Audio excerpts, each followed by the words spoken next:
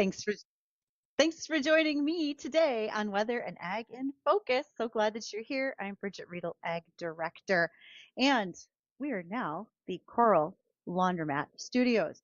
And I've had someone ask, why would a laundromat have anything to do with ag? Well, first of all, we're all just dirty. And I mean that in a good way.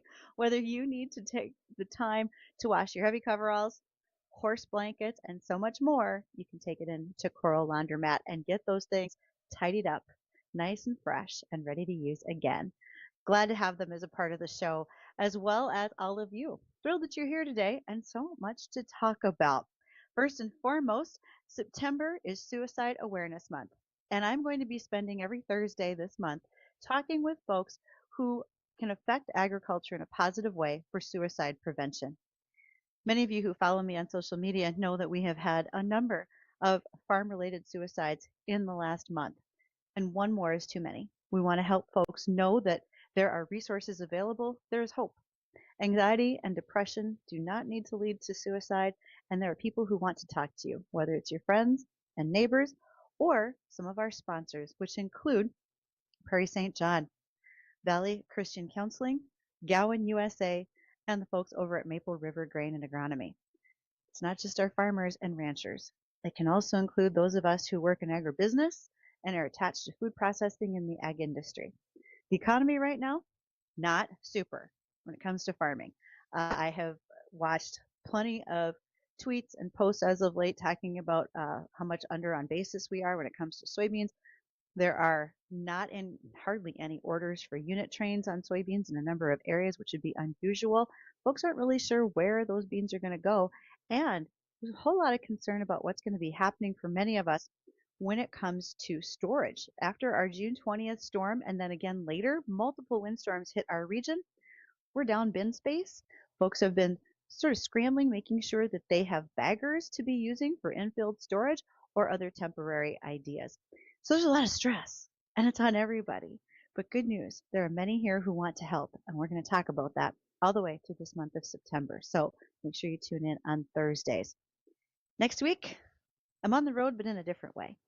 This morning, I was in Sanborn, North Dakota. I spoke to the Spring Creek Seed Group, and thank you to them for inviting me to come on out. Really enjoyed that opportunity. Had a nice pancake and sausage breakfast. Had a great big room full of folks, and we talked about some of these factors that are going on in agriculture that weigh on all of us as far as mental health and economics. But then additionally, next week is Big Iron. For those of you who haven't yet marked your calendars, that'll be Tuesday, Wednesday, Thursday. That is September 9th, 10th, and 11th out at the fairgrounds in West Fargo. You'll find us for Weather and Ag in Focus at the Morton Building. And we very much look forward to you stopping by to say hello during the show and give us a little wave if we're on air. That's all right. You never know when we may ask someone to help share what's on their mind. As I look at our schedule of events for Big Iron, I've got a lot of folks that we're going to want to talk to. First of all, Morton Building is one of them because they'll be hosting us. Again, we'll be in their shed and we're going to talk to those folks about their construction projects that are going on right now. Max Steffes will join us from Steffes Group with On the Auction Block. We'll have Max in studio with us, so to speak, while we're at Morton Buildings.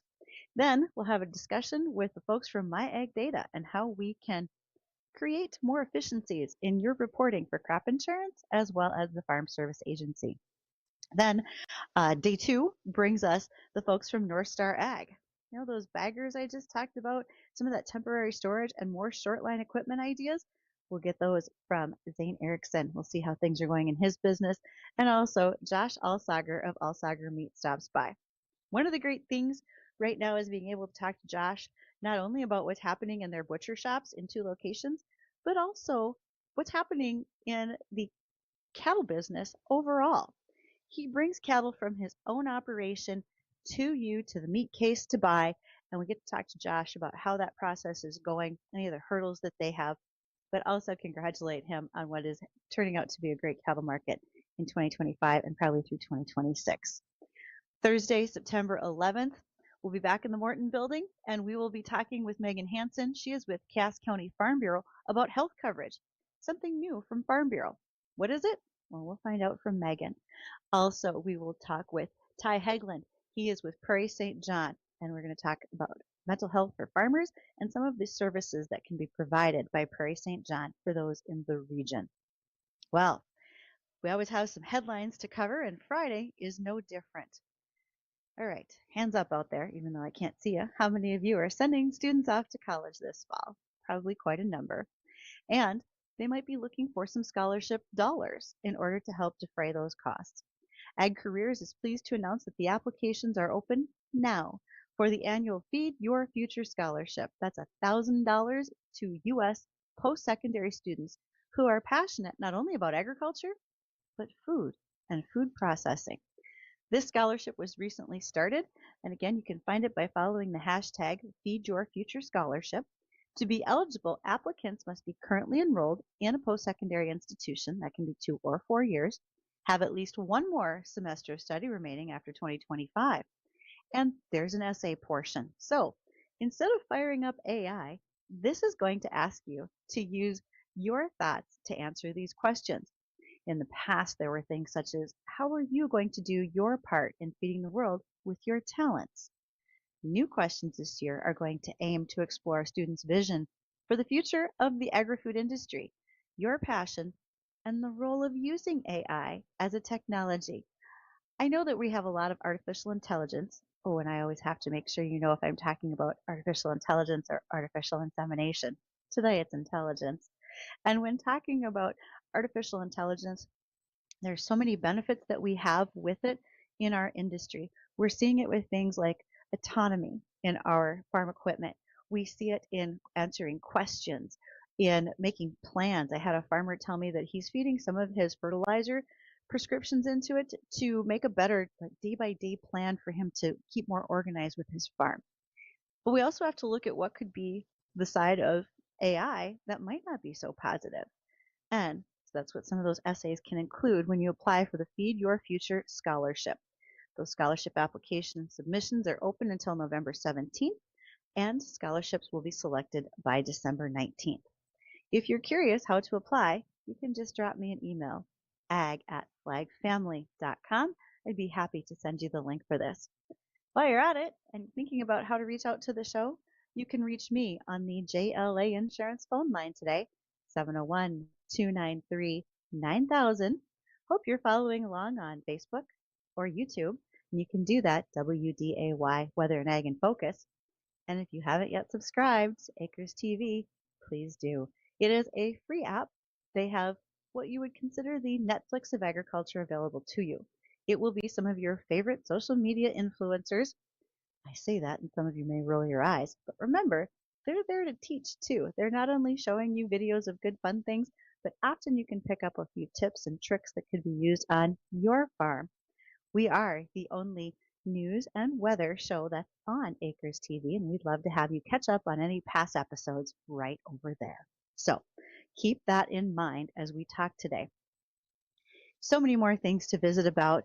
That will include some discussion on tariffs. That'll be one of the things that we want to mention. We'll get to that after we visit with our guest today, and that is Matt Kruger. Matt's from East Grand Forks, North Minnesota. Oh, I almost said North Dakota. Yeah, he's from East Grand Forks, Minnesota. And Matt's in the process of being scouted as the world's largest corn maze. Lots of great questions for Matt. Some of you recognize him as having been on with us earlier this year. We talked about autonomy on a tractor that he's been using on his farm. Pretty sure we'll touch on that again today. Before we get to our guest, Minnesota schools, early childhood education centers, and licensed in-home family child care providers are looking to serve locally sourced meals, and you can apply for funding through the Minnesota Department of Agriculture to do that. It's called the Farm to School and Early Care Child Grants, as well as what's called the Local TOTS Cost Share Program. These three different programs help to supply K through 12 school districts and these early childhood development centers who want to buy local foods and then also build skills to go along with the experience. Applicants can request a minimum of $2,500, maximum of $5,000 in funding, and there's no match required. So for those of you working with school districts in Minnesota, please keep this in mind. There is additionally the Full Tray Farm to School and Early Care Grant that is also available to help you when it's based on the number of meals that are served at your school. And then lastly, the Local Tots Cost Share Program for family child care providers. Again, if you have questions about any of these programs, how to apply for the grants, where to find the links, you can email me, ag@flagfamily.com. I am happy to share.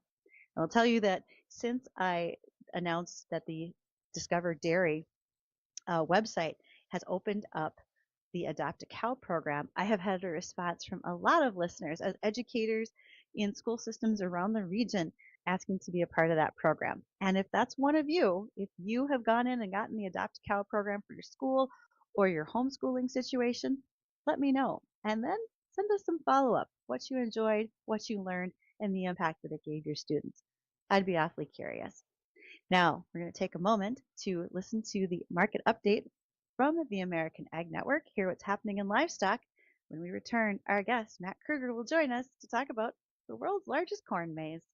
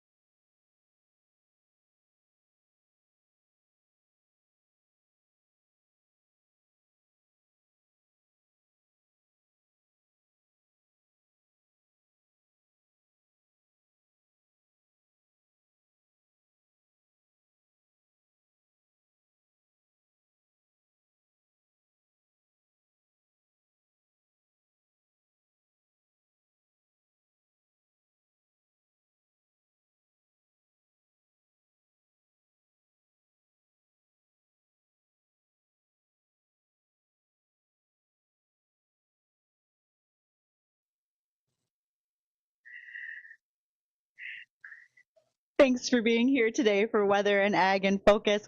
So Addison, our usual sound engineer, is off for today, and James McCarthy, Big Game James from the sports, he's running the board for me today, and I just taught him a new trick.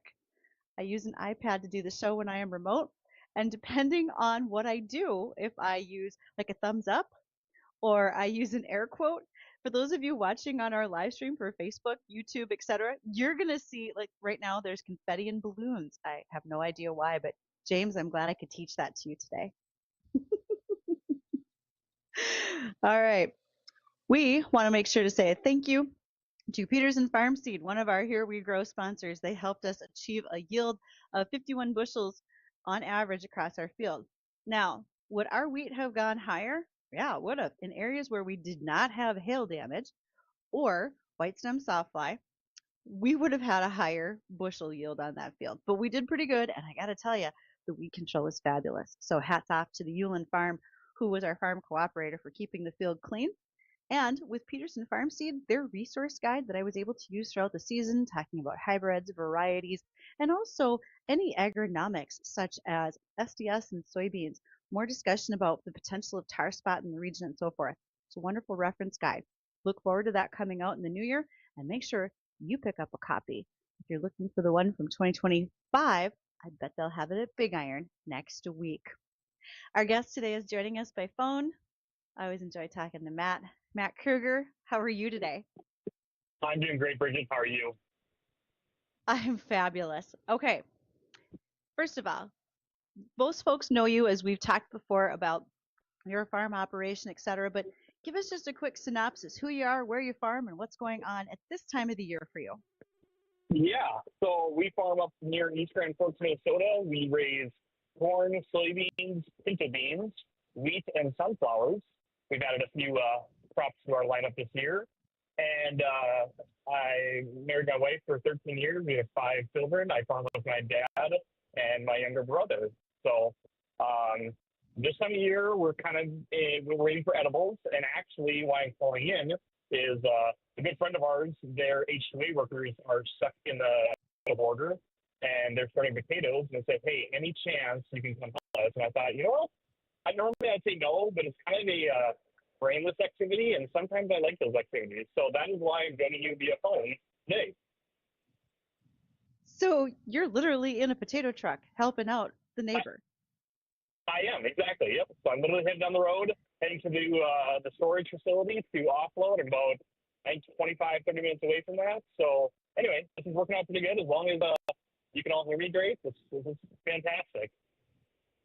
We're doing fine, Matt, and I get it. I realize when we do radio, people are like, "Man, I want the best quality possible." In farm radio, sometimes we got to roll with it because you never know how things are going to go. Exactly. And, I mean, I was looking forward to our trip down to Fargo, but then, like I said, you said someone called in sick, and it was like, you know what? It's fine to be remote. We got to be remote today. So, That's right. We get to do new things. So, Matt, one of the things we want to talk about today, and actually I have a whole list of them for you, but one is you were on with me earlier this year and we talked about your autonomous tractor on the farm. It's a John Deere that you converted over. How did it go through the season? At the time we were talking, we were really just into incorporating fertilizer, but what's it doing now? How has that worked out for you over the summer months? yeah, it worked out really great. Like in the spring, there were some bugs that John Deere realized and worked out on it. But overall, I mean, it did what it's supposed to do. I could pull a guy off, let the machine do its thing, and we could just kind of walk away and trust in the process.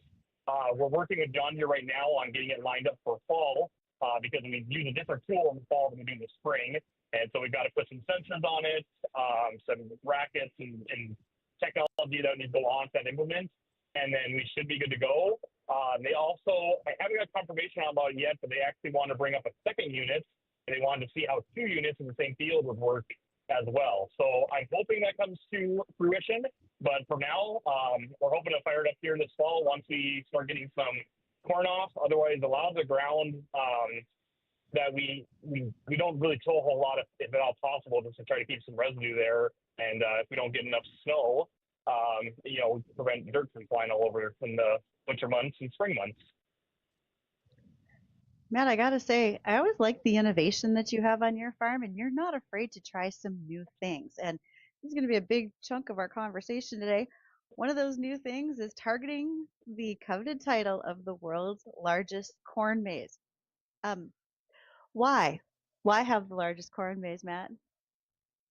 Well, hopefully James is shooting confetti at this point, but um, yeah. So we just kind of thought, well, it's our 10-year anniversary at Valley Corn Maze. It's located 1 mile east of East Grand Forks, right along Highway 2. And we just kind of thought, what can we do that would be kind of fun and big? I've actually kind of kicked around the idea the last couple of years. We own the whole field around the corn maze, and it's like, well, it wouldn't take us much just to make the whole thing into a maze. And so yeah, so we were going to do it though until we could plant it. And so that was a key thing as well. As the maze this year was planted with a planter versus in the past we've put a GPS unit on a lawnmower and basically follow the lines is how I could kind of say it and mowed out the design. So anyway, this year is planted and it's been cool. I've been amazed by how many people actually want to go out in the big maze. So we call that the like the field part, the big maze. And but I think people have had a great time. It's been super fun to see. It's been cool to see the technology actually work in terms of like it put the seeds where we wanted it, and it didn't put any seeds in the pathways. And I mean, it's been fantastic. I think I sent you some pictures as well, and I mean, it's been on social media and news as well. It's been a super cool thing to be a part of. We're going to look at that picture or the couple of pictures that you sent here just shortly. But before I get to that, you said previously you would have to use a lawnmower to map out the whole situation. Or, excuse me, not to map out. You would plant the corn and then you would go in and mow with a lawnmower, mow off the plants, versus this time you use the planter and everything is a bit more clean cut, you might say. So, Yep, do you exactly. think that's going to help? Okay, so is that going to help when people are in the maze, so nobody's stumbling over corn roots or anything like that? Or what's the benefit? Yeah, so I mean, I think it's a little more crisper image, honestly. Which again, when you're in the maze, you don't know it, and even when we mowed it out, there'd be parts where maybe it's supposed to be a little smaller to like a point, and when you're mowing it, you can't get things to a point per se. So, that's one thing. The root thing, we wouldn't necessarily see too much of that because what we try to do is we mow the maze when it's between knee high and waist high. So generally, by the time we got done mowing it, and you get a couple more months all that residue kind of breaks down into nothing. But honestly, it's kind of a time savings because to mow it out, it takes about a day for our 15 acres. That's a smaller maze that we've been doing the last 10 years. But then you do have to kind of remow it sometimes due to weeds or some of the corn maybe didn't fully, maybe hit it when it was a little smaller. And corn is the grass. So just like grass in your lawn, you mow it when it's growing. Well, it'll do the same thing until that point about, like I said, between knee high and waist high, then once you mow it, it's kind of done. So, so it's kind of multiple things of the why. And it's been, like I said, the design this year just came out fantastic with some of the intricacies we had, especially in the smaller maze. Oh, Matt, there's a ton of questions that I'm going to have to ask to go along with this. And for those who are listening and they want to ask their questions, again, you can reach out on the JLA Insurance phone line, 701-293-9000. Let's catch the bottom of the hour news. And when we return, we'll continue our conversation with Matt Kruger with the world's largest corn maze. That is the Valley Corn Maze near East Grand Forks, Minnesota. We'll be back.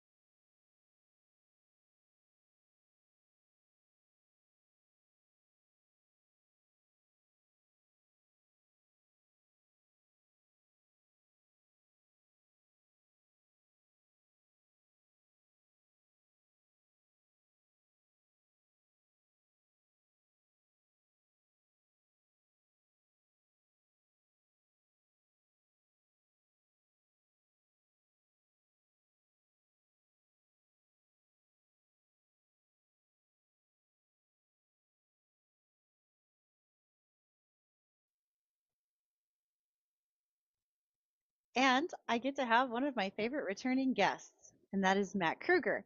Matt is near East Grand Forks, Minnesota for his farm, but he also is the owner, proprietor, and developer, if you will, of Valley Corn Maze, which is going for the world record in the world's largest corn maze.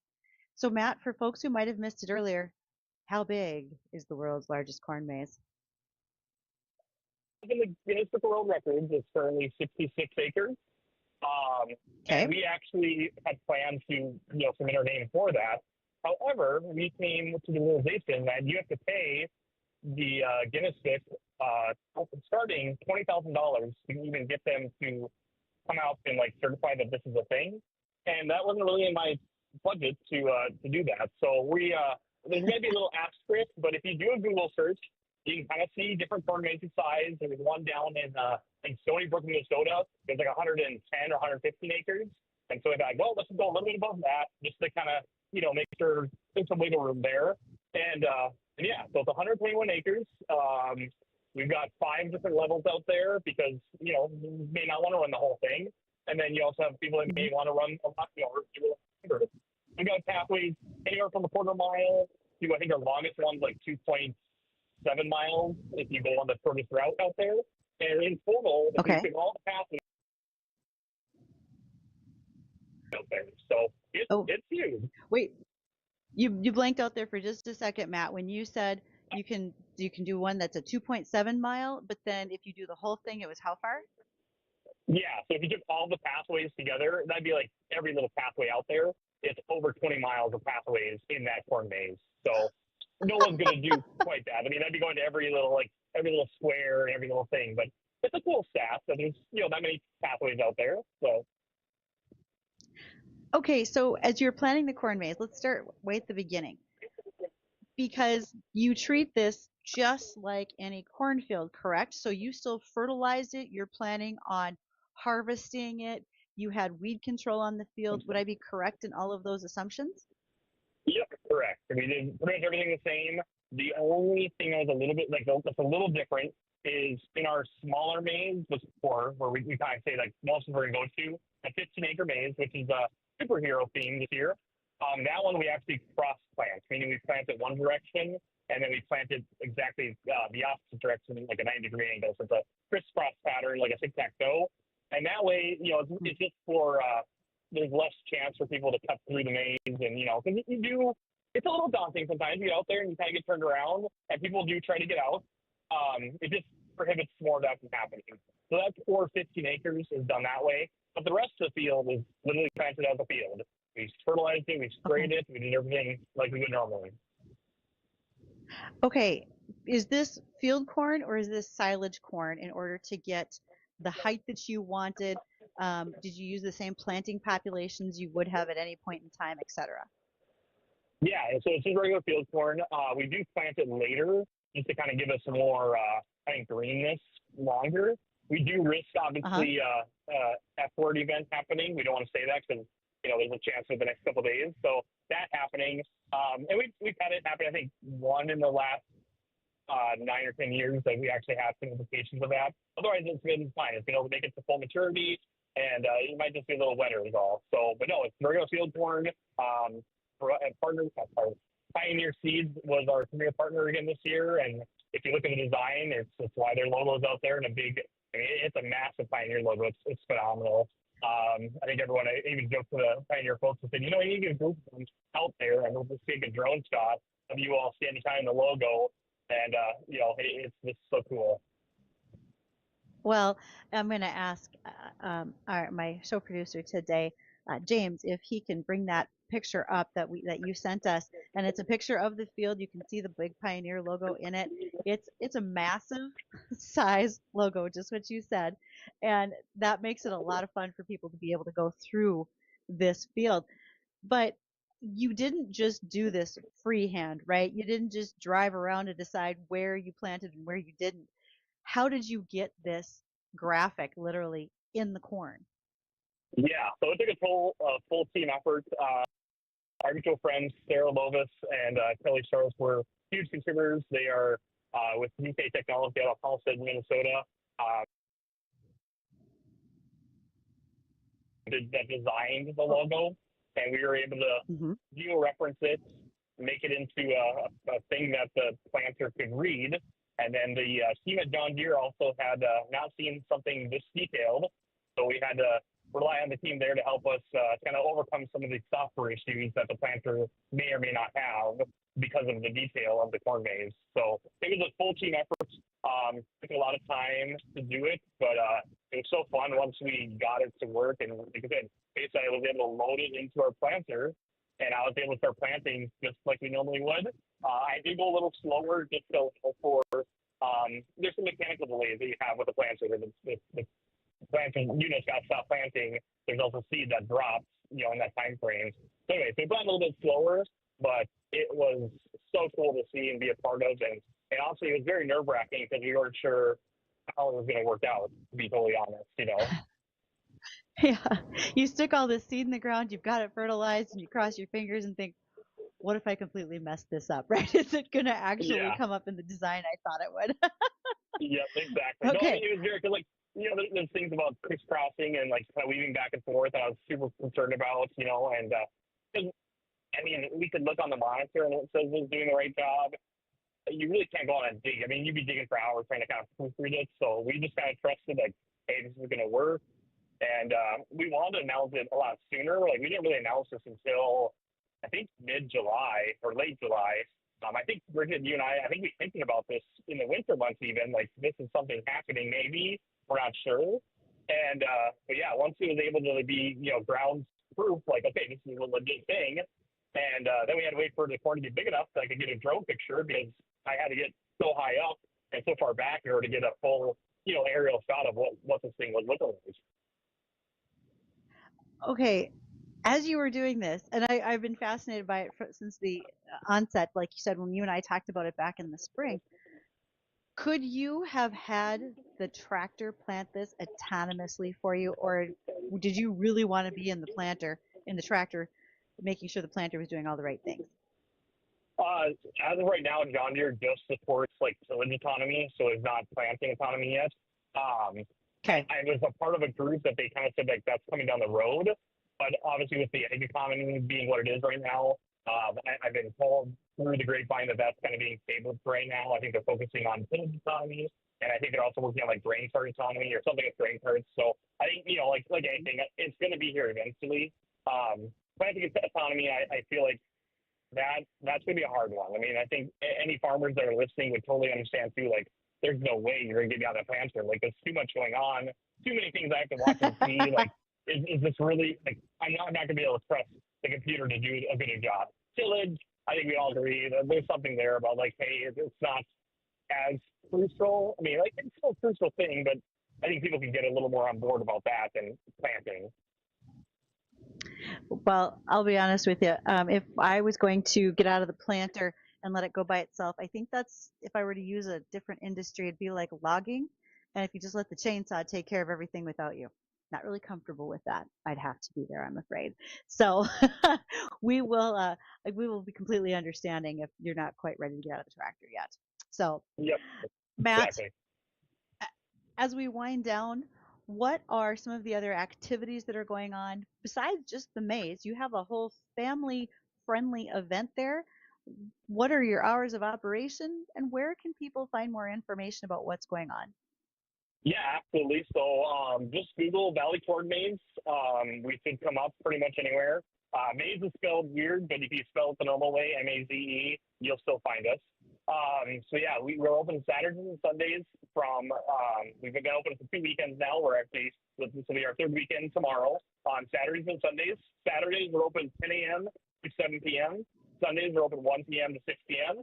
And we've got so many different things out there. We've got giant corn boxes, which is basically think of a sandbox only with corn in it.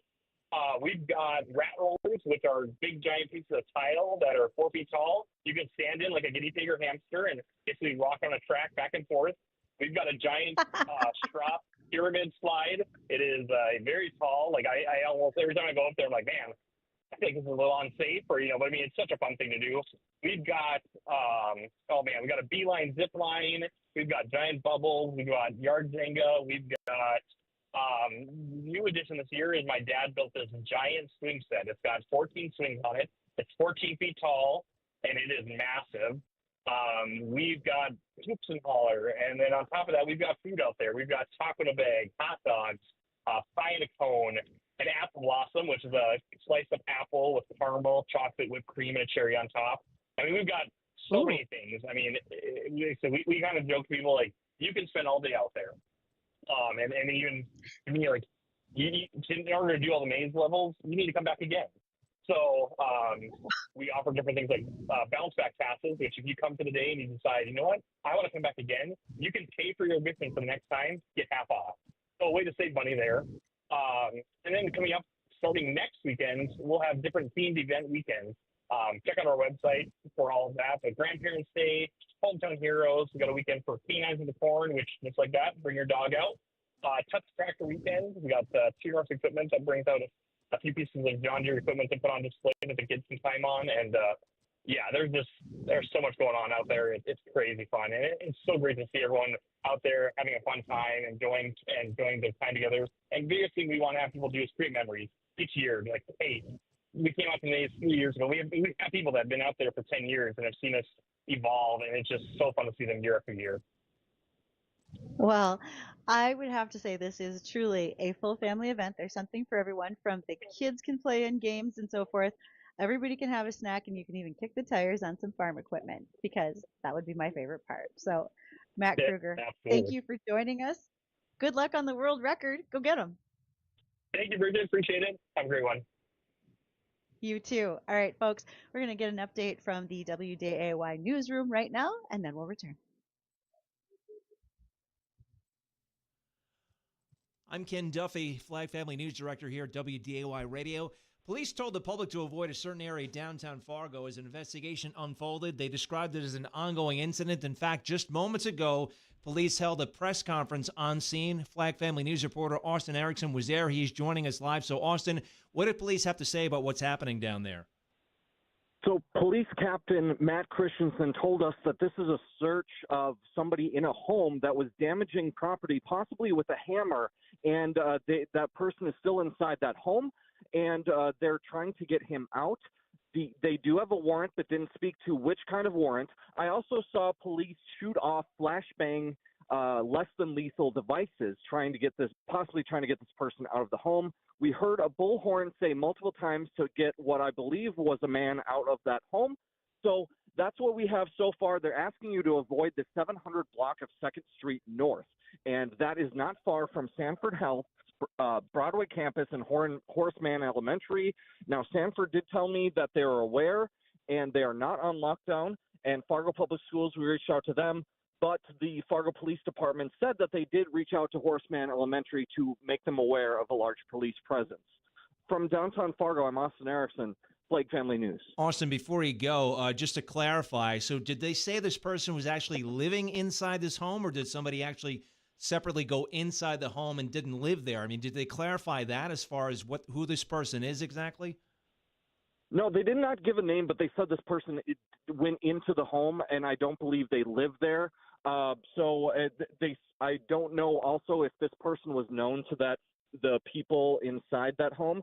So I'm going to ask more questions and get this up on our website, WDAYradionow.com. I also have video of SWAT officers using that flashbang that I will work on getting on our website. All right, Flag Family News reporter Austin Erickson live on scene for us. Austin, again, thank you so much. But again, as police said, they're telling people to avoid that area of downtown Fargo in the 700 block of 2nd Avenue North. And as you heard Austin say, they have somebody inside a home there armed with a hammer damaging a home there, and that person went inside a home. So they're currently trying to get that person out. Austin also heard some bullhorns being used to try to get that person out of the home.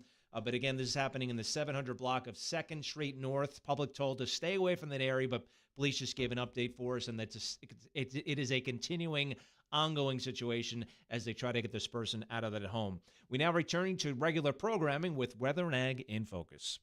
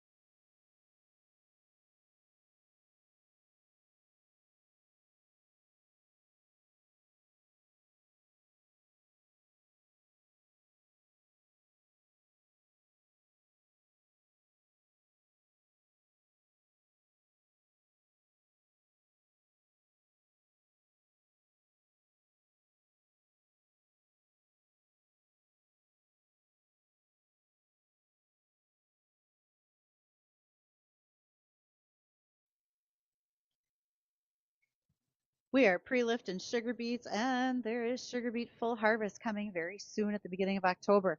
And with that, if it's wet and muddy and just flat dirty and greasy because you had work to do on a sugar beet lifter stalled in the field, crawling underneath it, I've seen how you come out from that.